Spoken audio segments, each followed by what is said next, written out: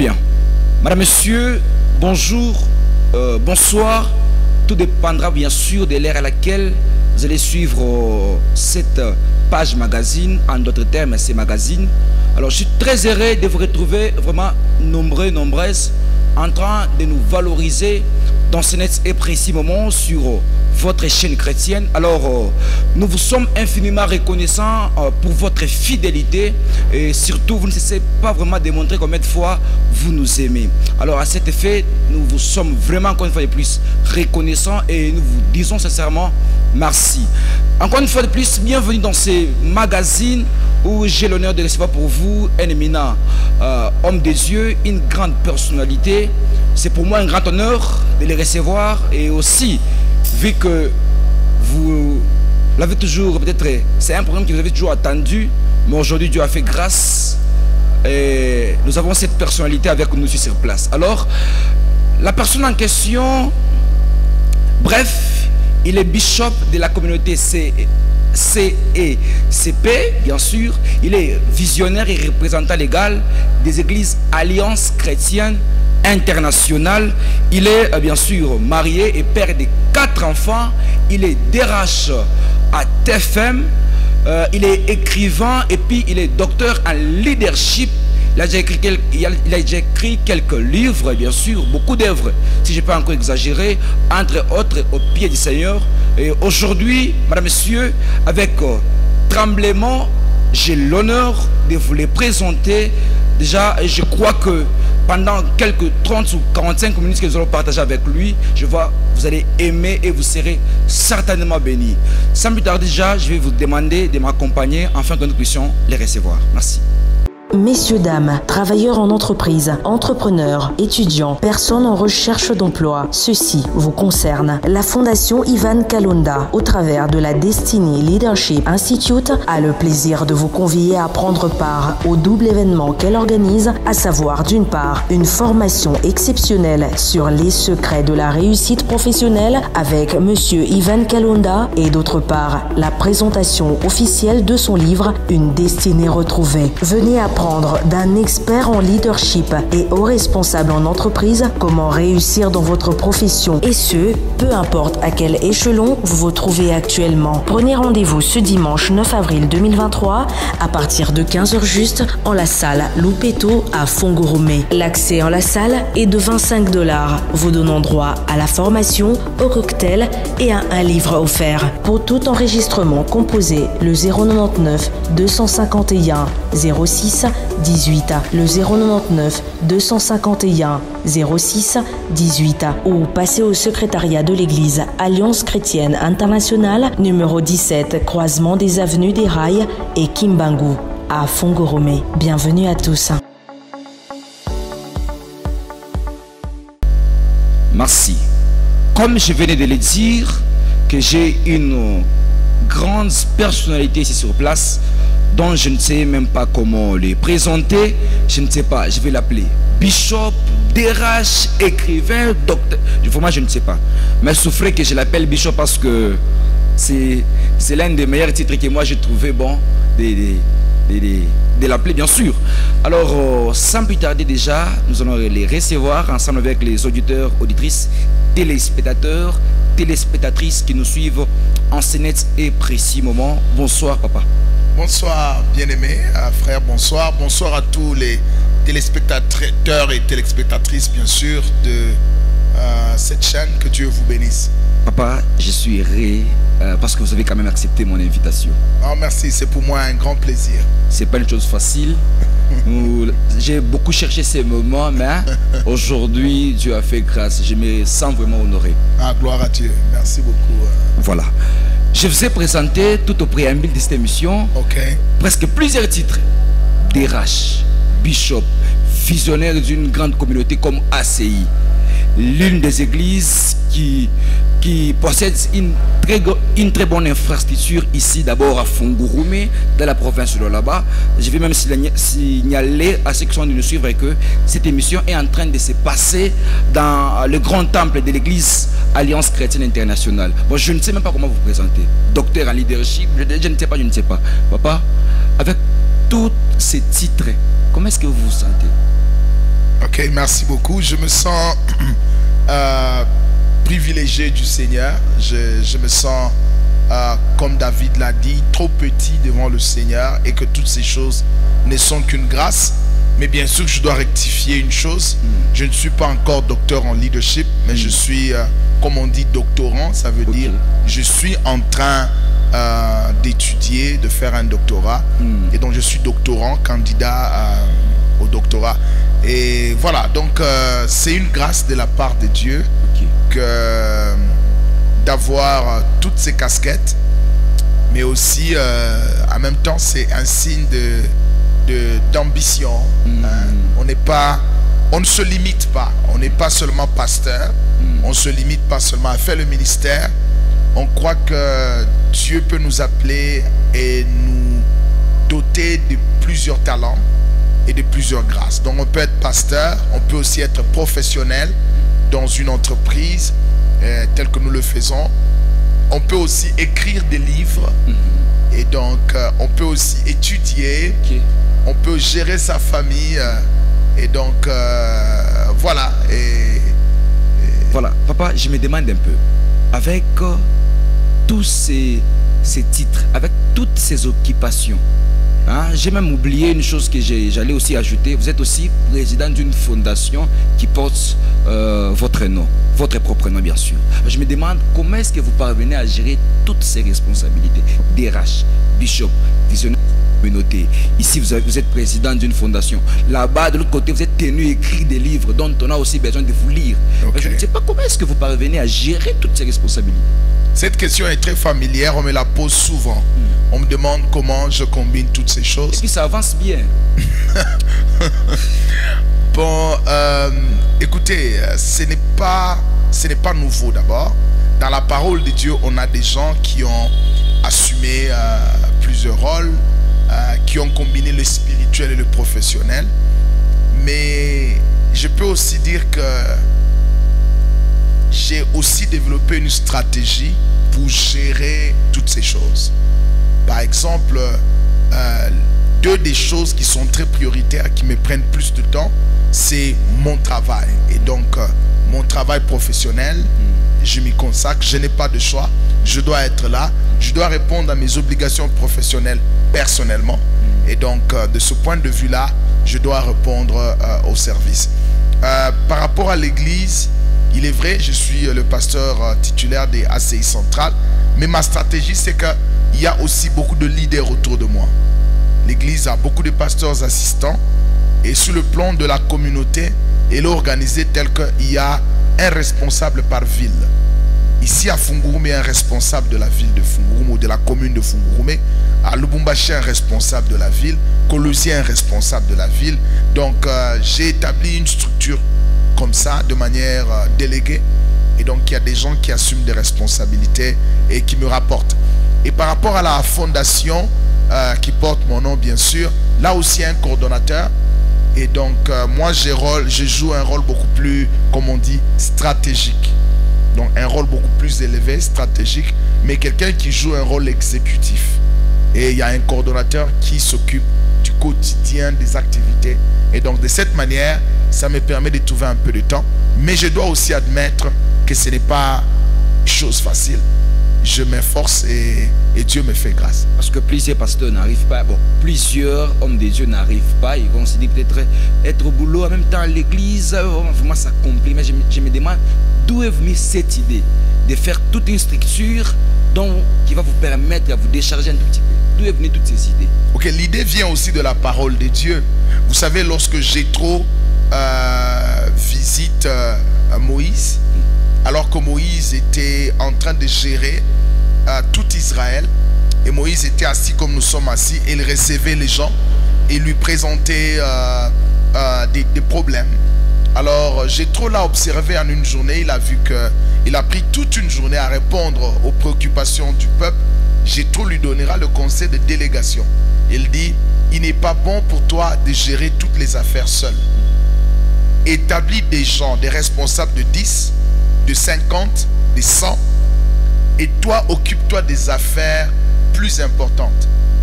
Donc, et cette manière de faire me permet aussi de gérer mon temps. Et je crois aussi que nous sommes dans une génération où Dieu a besoin des hommes de Dieu bivocationnels. Ça veut dire ceux qui peuvent assumer une fonction professionnelle et ceux qui peuvent aussi avoir un domaine séculier d'entrepreneuriat ou un domaine séculier de travail, parce que c'est aussi une clé pour établir le royaume de Dieu. Je vais vous donner un exemple.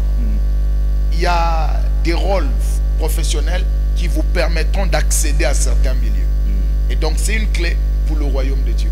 Et c'est de ces points de vue-là que moi, j'encourage et je continue à le faire ainsi. Vous êtes à Fungurume, à Tenke, partout dans le monde entier. Personne ne peut être dans des mining sans toutefois connaître le nom de Ivan Kalonda. Moi, je me demande, c'est presque impossible. Moi, je me dis, il y a des pasteurs, hein, aujourd'hui, nous avons des enseignements un peu partout. On dit non, un homme de Dieu, il ne peut pas peut-être travailler dans des mining, même peut-être pasteur, il ne peut pas. Si c'est comme ça, il n'a qu'à choisir. Soit c'est le mining, soit c'est l'œuvre de Dieu et puis ça se passe comme ça. Et quand nous suivons un peu ces histoires et que nous comparons, ça nous complique un peu. Non, je ne pense pas que ce point de vue-là est correct.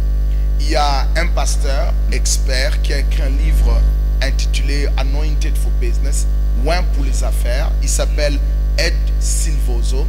Il a écrit dans ce livre comment Dieu a utilisé beaucoup d'hommes dans le domaine professionnel. En commençant même par Paul. Paul avait une entreprise, si on peut le dire ainsi, et donc il tissait des tentes et il les vendait, et puis le week-end il prêchait l'évangile. Wow. Nous avons Aquila et Priscille qui aussi entreprenaient et puis prêchaient l'évangile. Nous voyons aussi que Dieu a stratégiquement sauvé des centeniers. Un centenier était responsable, un militaire commandant de 100. Et donc, c'est un militaire. Dieu a permis que ces gens soient sauvés parce qu'il voulait que l'évangile pénètre ce milieu. Donc, ceux qui découragent les gens à avoir les deux dimensions, donc, comme je les appelle moi-même, l'onction royale et l'onction sacerdotale sont en train de rater un domaine important dans lequel Dieu veut que le royaume puisse avoir un impact. Nous avons beaucoup d'exemples. Joseph, c'était un serviteur de Dieu, mais Dieu l'a utilisé pour influencer l'Égypte. Daniel était un homme de Dieu. Par la prière et l'intégrité, Dieu l'a utilisé pour influencer Babylone. Les cas sont pléthoriques et donc je ne crois pas que quelqu'un qui a une compréhension globale et holistique de la parole de Dieu peut avoir une telle perspective assez handicapée ou biaisée. Papa, je vous ai encore présenté comme étant, vous êtes père des familles et puis vous êtes marié à ma blessing que j'ai salué en passant et mes 4 frères qui sont à la maison. Alors je me demande, papa, comment est-ce que vous parvenez à cumuler les choses, je peux dire, ici les boulots, l'église et voire même la famille. D'où actuellement nous trouvons des personnes qui disent non, vraiment l'œuvre de Dieu m'a déjà pris beaucoup de temps, je ne sais même pas comment vraiment prendre bien soin de ma famille. Mais vous en avez autant de tâches et comment est-ce que vous parvenez un peu à équilibrer ces histoires? Ok, encore je vais y revenir. Il faut connaître l'ordre des priorités dans le royaume de Dieu. C'est très important. Dans le royaume de Dieu, l'ordre des priorités est tel que ça va vous surprendre. C'est Dieu, la famille, le travail, le ministère. Et c'est ça l'ordre des priorités. Wow. Oui. Et donc, si vous avez cette compréhension des choses, vous savez que Dieu reste la priorité.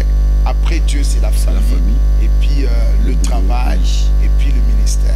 Wow. Donc, voilà un peu l'ordre de priorité. Et si vous avez cette compréhension des choses, vous équilibrez et faites bien les choses. Merci, papa. Je vous ai encore présenté comme étant écrivain. Vous avez déjà écrit quand même beaucoup de livres. Moi, je me demande les premiers livres qui ont eu à sortir, je crois, c'est Au pied du Seigneur. C'est un livre qui a impacté, qui a béni plusieurs personnes. Je ne sais pas d'abord, quelles sont vos impressions par rapport à la réponse que le public vous a quand même donnée par rapport à vos entendements. Ok, sur merci. Les livres Au pied du Seigneur, J'ai la copie ici, c'est ça, Au pied du Seigneur. Au pied du Seigneur est un livre dévotionnel, comme on dit, un livre de méditation. Alors, c'est venu d'un projet ou d'une initiative où je partage la parole de Dieu avec les membres de mon église sur WhatsApp chaque matin. chaque jour et aussi avec plusieurs autres groupes. J'estime que plus de 500 personnes reçoivent la parole de Dieu chaque matin. Et je l'ai fait depuis 2019. Et donc aujourd'hui, ça fait presque 4 ans. Et le Seigneur m'a mis à cœur maintenant d'écrire. Et c'est comme ça que j'ai commencé à écrire. Ça, c'est le premier tome. Et ici, il y a le deuxième tome, le tome 2. Et en avril, ici, par la grâce de Dieu, un livre complet de 365 jours au pied du Seigneur va sortir. Ça, c'est pour 30 jours. Oui, ça, c'est 30 jours, mais ça va sortir pour 365 jours. Ce qui permettra au peuple de Dieu de méditer la parole de Dieu tous les jours. Wow. Et ça, c'est donc le premier projet, mais bien sûr... Et maintenant, le public aussi, par rapport... La réponse du public, beaucoup de gens ont aimé. J'ai reçu quelques témoignages. Une sœur a acheté 2 livres. Oui. Et arrivé chez elle à la maison, 2 de ses frères sont des serviteurs, des pasteurs et des anciens. Oui. Ils lui ont ravi les livres. Pourquoi? Parce que ils ont voulu se servir de ces livres comme guide de prédication. Wow. Et donc il y a beaucoup de témoignages comme ça, des gens qui... Et même dans les livres, il y a des témoignages des gens qui lisent et qui témoignent de la manière dont la parole de Dieu les a touchés. Et vous avez peut-être, curieusement par là, à vendre même combien d'exemplaires? Ok, si je peux estimer, là nous avons 200 qui sont en train de venir demain. Les premières ventes peuvent avoisiner 400 livres qu'on a déjà. 400 livres. Donc vous avez plus de 400 consommateurs. Bien sûr. Des gens qui vous lisent comme ça. Ouais. Ah, mais papa, avec toute humilité, or, nous connaissons d'autres personnes comme ça. Il dit non, frère, moi on me lit. J'ai 200 personnes qui sont de me lire. Mais vous savez toute humilité que vous donnez ces chiffres. D'ailleurs, c'est comparativement à ce qui se passe sur Amazon et en ligne. 400, c'est encore peu. Il y a du travail que nous devons faire. Parce que nos frères n'ont pas la culture de la lecture. Mais Dieu faisant grâce, nous espérons atteindre beaucoup de gens. Aujourd'hui, il y a maintenant un livre qui est en train de bouger tout le monde. Et tout le monde est maintenant curieux d'avoir ces livres afin de les lire. C'est une destinée retrouvée. Moi, je me dis, papa, quelle est votre source d'abord d'inspiration de tous les titres que vous attribuez aux livres que vous écrivez? La source, c'est Dieu. Évidemment, la source d'inspiration, c'est Dieu. C'est ce que je peux dire. Et donc, c'est ainsi que, par la grâce de Dieu, nous avons eu le fardeau d'écrire un livre autobiographique, un témoignage personnel sur notre parcours, qui est un parcours atypique, un parcours inhabituel, peu commun, que Dieu nous a accordé, et un parcours de beaucoup de méandres, de beaucoup de hauts et de bas, et de beaucoup de témoignages et de beaucoup de grâce. Alors nous avons eu la conviction de partager ce témoignage. Je me réserve de donner beaucoup de détails ici, parce que je suis là pour inviter les gens au vernissage qui se tient ce dimanche. Et donc voilà un peu ce que je peux dire. Père, la fois dernière, vous avez organisé un grand événement à Lubumbashi, justement à l'honneur de ces livres, si je peux peut-être dire dans ce sens ici, une destinée retrouvée. Je ne sais pas comment c'était passé, bien sûr, cet événement dernier. Non, mais c'était waouh. C'était vraiment waouh. À Lubumbashi, on a eu un événement très riche en couleurs. Beaucoup d'hommes de Dieu, beaucoup de personnes ont répondu. Et le livre lui-même, il est très captivant, très émouvant. J'encourage vraiment les gens à le lire. Je connais des gens qui l'ont lu en 2 jours. Ces livres-ci? Oui, ils l'ont lu en 2 jours. Je connais des gens qui l'ont lu sur un vol d'avion et il a terminé. Je connais des gens qui l'ont lu et qui m'ont envoyé des messages en pleurant. C'est un témoignage très émouvant. Tout ce que je peux dire, c'est que on peut voir une personne, mais on ne connaît pas l'histoire qui est cachée devant cette personne. Alors, si je me suis permis de mettre l'histoire dans un livre, je peux vous dire que ça vaut la peine d'être lu. Et je voudrais assurer les téléspectateurs que ce livre va vous bénir.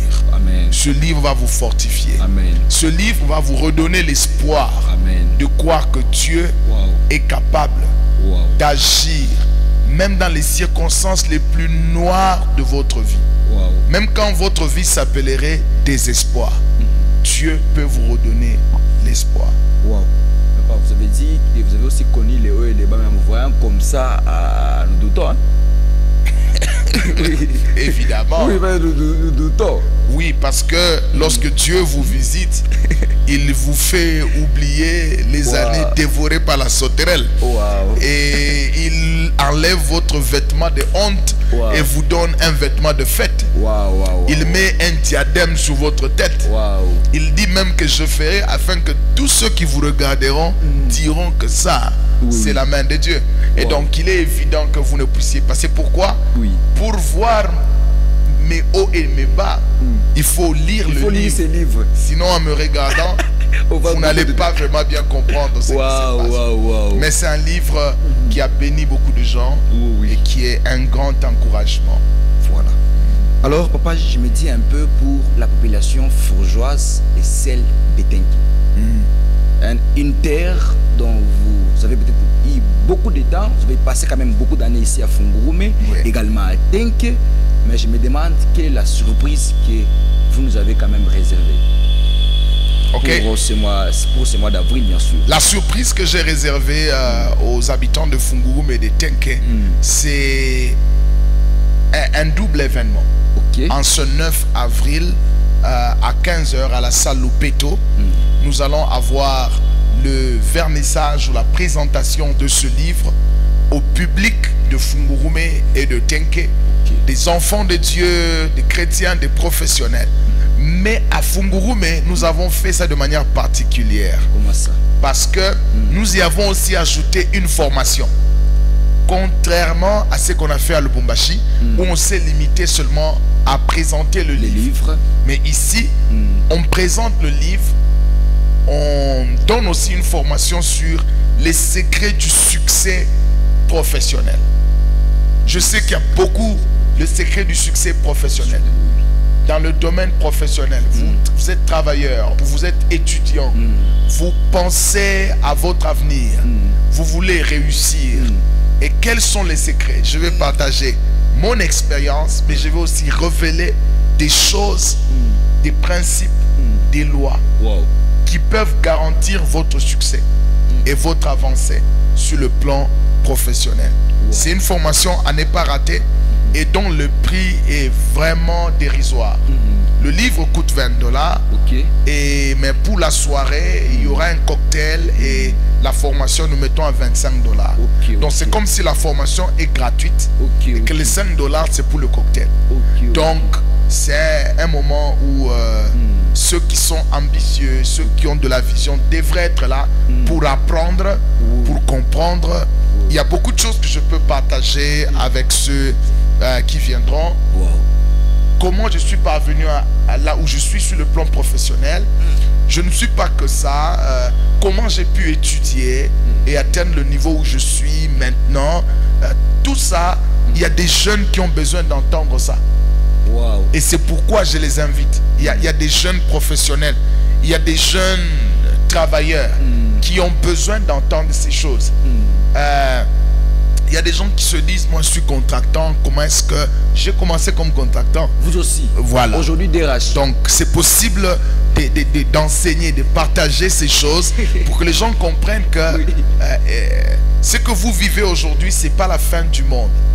Si vous connaissez certains principes et surtout des principes bibliques aussi, vous pouvez atteindre les hauteurs. Comme nous disons en anglais, the sky is the limit. Le ciel est la limite. Et donc, celui qui est ambitieux n'a pas de limite. Alors, je me demande un peu, en dehors de ça, ce qui va se passer bien sûr à la grande salle Lupeto. Mais je ne sais pas, ça va commencer bien sûr dès 15 h. C'est jusqu'à quand? Jusqu'à 18 h, au plus tard 18h30. C'est comme ça que c'est prévu. Donc, on commence à 15 h. On a un moment de formation. un moment de présentation de la fondation aussi, un moment de présentation du livre, oui. et un moment de signature. Oui. On donne l'occasion aux gens d'amener le livre, nous signons un moment de cocktail aussi, de partage, et aussi quelque chose que beaucoup de gens négligent, il y a aussi un moment de ce que nous appelons le networking, Okay. hein, le réseautage, un moment où d'échange de cartes de visite, Okay. un moment où vous échangez, vous rencontrez de nouvelles personnes. Wow. Vous ne pouvez toujours pas savoir quelle est la personne que vous rencontrez, ce que cette personne peut vous apporter dans la vie. Alors le networking d'ailleurs c'est même l'un des principes très importants. Wow. Pour ma part, je donnerai même un témoignage comme ça. Okay. J'ai interprété un homme qui est pratiquement président d'un ami d'un chef d'État aux États-Unis et aussi ami de TD Jakes. Et ça fait que cette relation a fait que j'ai pu rencontrer TD Jakes. Donc, il ne faut pas négliger les relations. Donc, voilà le principe et le networking. Et donc, il y aura aussi un moment de networking, un moment d'échange. Et donc, c'est une expérience. Ce n'est pas seulement le livre, mais c'est toute une expérience que nous apportons. Voilà. Et nous l'avons fait à Lubumbashi. Des ministres étaient là, des officiels étaient là, des responsables étaient là. Et donc c'est pourquoi même ici, nous convions les responsables des églises, les responsables ecclésiastiques, les responsables professionnels. Ils sont invités afin qu'on ait un moment de networking. Et nous le ferons d'habitude. Nous aurons plusieurs moments comme ça. Nous lançons l'invitation aussi au Parlement des jeunes parce que Moses sera là aussi et beaucoup d'autres personnes. Et donc, c'est une expérience, ça n'est pas raté. Voilà, papa, nous sommes arrivés à la fin. Là, je vous accorde juste quelques minutes avec les gens qui sont de nous suivre. Si vous avez un message à leur donner, passez le moment. Merci beaucoup. Merci de m'avoir invité tout d'abord. Et je voudrais remercier aussi tous les téléspectateurs de la radio-télé Restauration. Merci. Je suis venu vous parler d'un événement qui se tiendra ce dimanche 9 avril de 15h à 18h qui porte sur la présentation de mon nouveau livre Une destinée retrouvée. Et Une destinée retrouvée est un témoignage autobiographique de mon parcours qui est aussi très édifiant. Et donc je vous invite et j'invite tout le monde, j'invite les officiels, j'invite les professionnels, j'invite les chrétiens, j'invite les fidèles des différentes églises. Et bien sûr, c'est à 25 $. Et donc, vous avez 3 choses qui sont prévues. Il y a la formation sur les secrets du succès professionnel. Il y a un cocktail. Donc, on va aussi grignoter un peu. Et puis, il y a la présentation du livre. Et bien sûr qu'il y aura beaucoup de copies disponibles. Et je crois que ce n'est pas seulement le livre, mais c'est aussi une expérience que nous vous offrons, une expérience d'échange, d'apprentissage. Et nous vous invitons à venir apprendre. Il est dit que ceux qui sont ambitieux dans la vie ne cessent d'apprendre. Et donc je vous encourage à venir à cet événement. Et si vous me permettez, je vais prier pour les auditeurs. Père, au nom puissant de Jésus-Christ, nous te rendons grâce et nous te bénissons pour l'opportunité que tu nous as accordée de parler sur ce plateau, de parler à ces téléspectateurs, à ces auditeurs, Seigneur, de ce livre, de ce projet, de cet événement. Nous voulons, Seigneur, oh Dieu, comme ta parole le dit, dans tout ce que vous faites, faites-le pour la gloire de Dieu. Je prie, Seigneur, oh Dieu, que ce livre serve à ta gloire, ce livre serve à édifier, à glorifier Jésus et à attirer plusieurs à Christ.